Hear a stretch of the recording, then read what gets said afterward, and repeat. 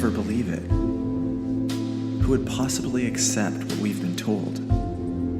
Who has witnessed the awesome power and plan of the eternal in action?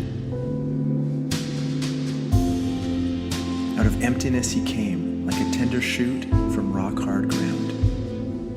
He didn't look like anything or anyone of consequence. He had no physical beauty to attract our attention. So he was despised and forsaken by men, this man of suffering, grief's patient friend. As if he was a person to avoid, we looked the other way. He was despised, forsaken, and we took no notice of him.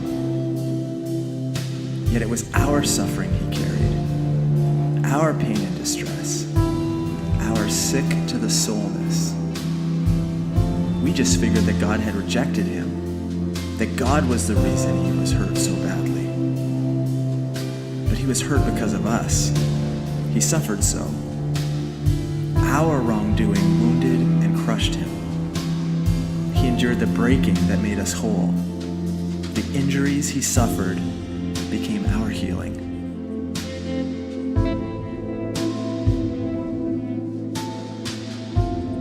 We have all wandered off, like shepherdless sheep, scattered by our aimless striving and endless pursuits. The Eternal One laid on him, this silent sufferer, the sins of all. And in the face of such oppression and suffering, silence. Not a word of protest, not a finger raised to stop it. Like a sheep to a shearing, like a lamb to be slaughtered, he went, oh so quietly, oh so willingly. Oppressed and condemned, he was taken away. From this generation, who was there to complain? Who was there to cry foul? He was, after all, cut off from the land of the living, smacked and struck, not on his account, because of how my people, disregarded the lines between right and wrong. They snuffed out his life. And when he was dead, he was buried with the disgraced in a borrowed space, even though he did no wrong by word or deed. Yet the Eternal One planned to crush him all along, to bring him to grief, this innocent servant of God. When he puts his life in sin's dark place, in the pit of wrongdoing, this servant of God will see his children and have his days prolonged. For in his servant's hand, the Eternal's deepest desire will come to pass and flourish.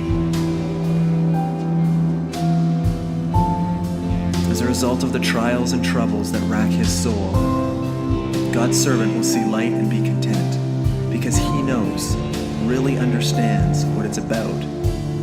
As God says, my just servant will justify countless others by taking on their punishment and bearing it away.